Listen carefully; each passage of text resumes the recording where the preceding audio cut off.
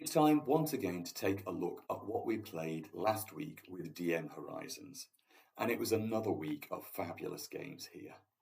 Going back to Sunday, which is always a busy day for me, with two sessions, both a midday and afternoon one. In the midday, it was one of my two Curse of Strahd groups. In this group, they were travelling to the city of Vallaki, where they were currently engaged in a search for the lost bones of Saint Andril, protector of the city. But they got more than they bargained for when they ran into a whole group of vampire spawn hidden in... Well, no spoilers. I've got another group who might be coming up to this page soon. But I'm very curious to see how it plays out next time with this group, as we finished with a blazing inferno that they were having to escape from, leaving it on a real cliffhanger. In the afternoon, I was with a younger group of players for a home visit, and they were taking on Dragon Delves, which is an anthology of adventures all set around dragons, in this case particularly Death at Sunset, a tale of an ancient elven settlement which fears the rise of an old evil near them. The adventurers have to find out the truth of these rumours and see if there's anything they can do to help the village. Just suffice to say, my players did an excellent job and managed to put rest to any fears that the villagers might have. But again, no more spoilers. On Monday, I was doing a one-shot. Recently, I've been doing a lot of one-shots within the Spelljammer setting. I love the Spelljammer setting. It's the official D&D meets science fiction setting where players can venture off into wild space on ships which are based on sea life creatures. It is an absolutely wonderful, full of imagination setting, and in this particular case, they were doing the first part of a 4-part series called Spelljammer Academy, where they are new cadets learning how to venture into this amazing world of distant stars and wonderful creatures. I've had to repeat this scenario 2 or 3 times already, as there's been so much interest. And I've already run the second part as well, and I plan to do the entire series again over July and August, so look out for opportunities to play this amazing setting coming up soon. On Tuesday, I had one of my regular groups. Fortunately, some of the players couldn't make it, so we decided, instead of pursuing our campaign, to play another one-shot.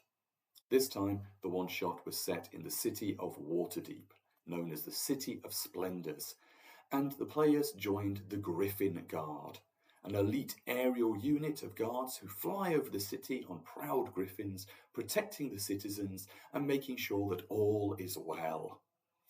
What made this particular session stand out was the hilarity of having one player choose to play a centaur. Quite how a centaur was able to ride on the back of a griffin, I'm not sure. They somehow managed to roll incredibly well through the entire session, though, putting all the other cadets to shame and proving that centaur plus griffin equals awesome.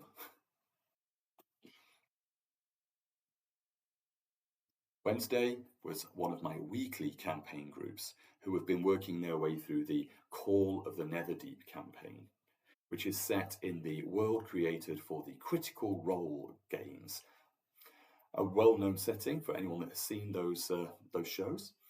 They have been venturing into the depths beneath the city recently, where they have encountered an entire sunken city full of mysteries, leading them down to a final conclusion with a powerful force locked away down there.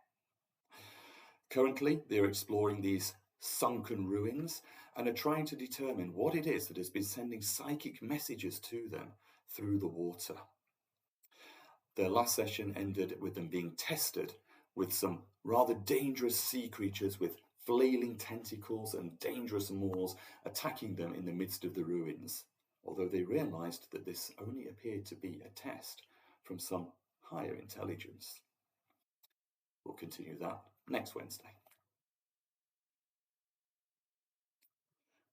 Thursday was a session with one of my smaller groups, which I do every few weeks for 1 hour online. This group, which refer them to themselves as the Groggies, because they all have ME, which leaves them a little brain-fogged, enjoy these short sessions together.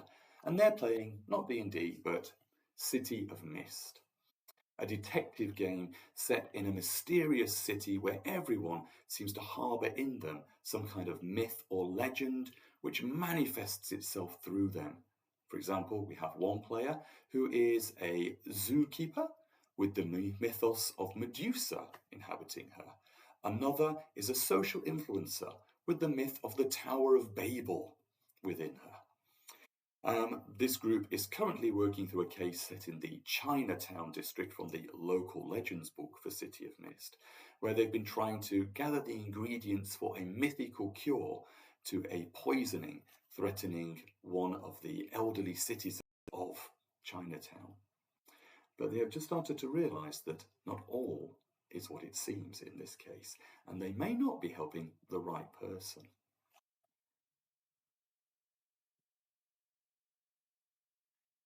Lastly, on Thursday evening, I had another session of my regular Waterdeep group, which is currently not in the upper city, but is in the undercity, in the Dungeons of the Mad Mage, where they have been trying to find a way to have an audience with the Mad Mage Halaster himself. They finally managed to reach the room where they had their appointment to discover not the Mad Mage in person, but a puppet of him which seemed semi-sentient and able to communicate with them, providing many mysterious riddles and hints about what was to come. They are now following a wild goose chase set up by him, not sure exactly where it will lead, only knowing that if what he says is true, the city will burn if they don't manage to complete this task.